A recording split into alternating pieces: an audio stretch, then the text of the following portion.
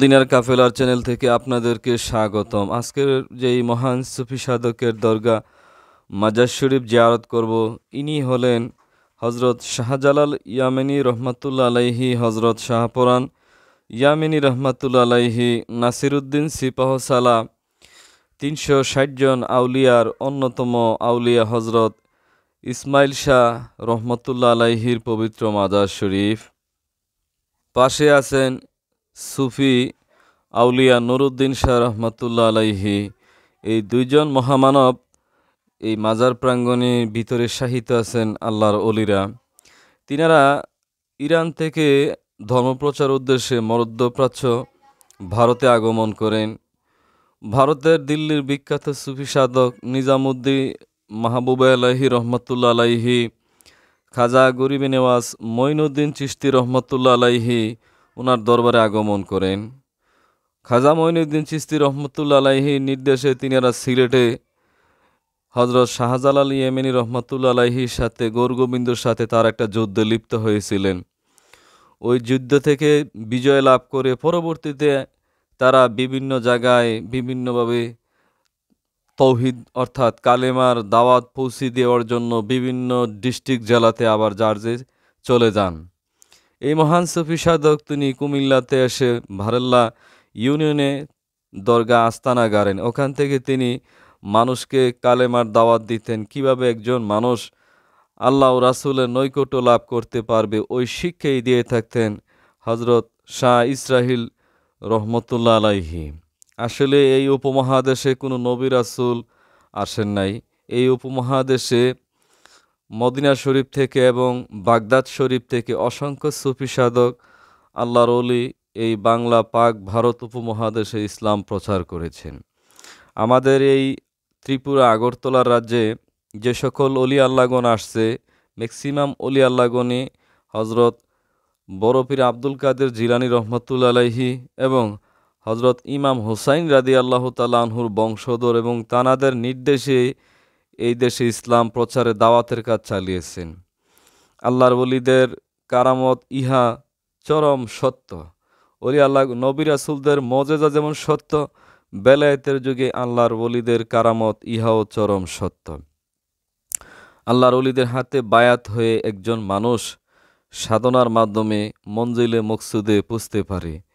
তাদের আধ্যাত্মিক পাওয়ারের কাছে তৎকালীন সময়ে বহু সনাতন ধর্মের বহু রাজা বাদশাদের সাথে যুদ্ধ করতে হয়েছে ধর্ম নিয়ে। আল্লাহর ওলিদের অক্লান্ত পরিশ্রমের ফলে তারা পরাস্ত হয়ে পরাজয় গ্রহণ করে ইসলামের কালেমা তিনারা পাঠ করে আল্লাহর ওলিদের ইসলামের ছায়াতলে আশ্রয় নিয়েছিলেন। এই মহান সুফি সাধক শাহ ইসরাইল সুফি নুরুদ্দিন শাহ রহমতুল্লা আলাইহি, তিনাদের বংশধররা এখানে তেমন ইতিহাসের সাক্ষী কেউ নেই বললেই চলে।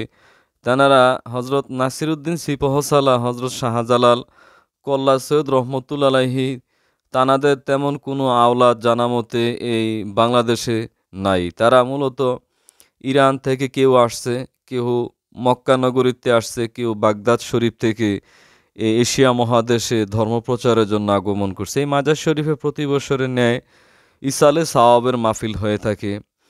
বাংলাদেশের নানা প্রান্ত থেকে এই আল্লাহর ওলির দরগা প্রাঙ্গণে উরুস শরীফ পালন করতে আসেন। বিভিন্ন জন তার ঝামেলা নিয়ে আসেন, রুখ সুখ ভালা মুসিবত নিয়ে আসেন। এখানে মানত করে তারা আল্লাহর দরবারে সাহায্য পান। ওলি আল্লাহদের দরবারে মানুষ যায় একমাত্র আল্লাহর সন্তুষ্টি লাভ করার জন্য।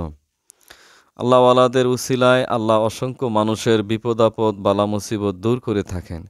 এই মহান সুফি সাধক প্রায় আজ থেকে 715 বছর আগে তিনি এই দরগার প্রাঙ্গণে ইহলোক ত্যাগ করেন। তারা ধর্মপ্রচার করার উদ্দেশ্যেই এই বাংলার জমিনে আগমন করেন।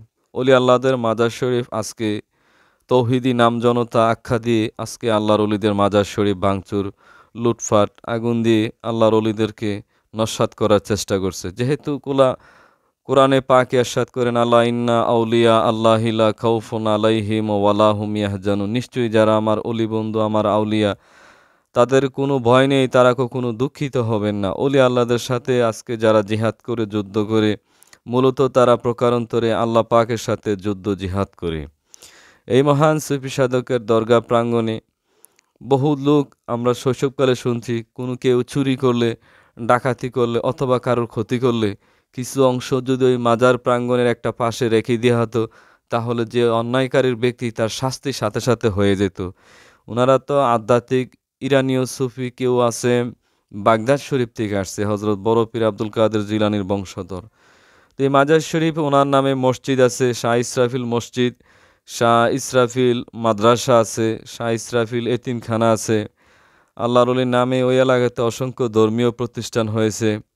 প্রতি বছরের ন্যায় দেশের খ্যাতিমান বিভিন্ন আলেম ওলামা দ্বারা এই দরগা মাজার প্রাঙ্গণে বাৎসরিক ইসালে সাওয়াবের মাহফিল হয়ে থাকে, যেখানে আল্লাহর ওলিদের রুহানি শক্তি ফয়েজ দ্বারা মানুষের আল্লাহ দয়া করে তাদের বিপদ আপদ দূর করে থাকেন।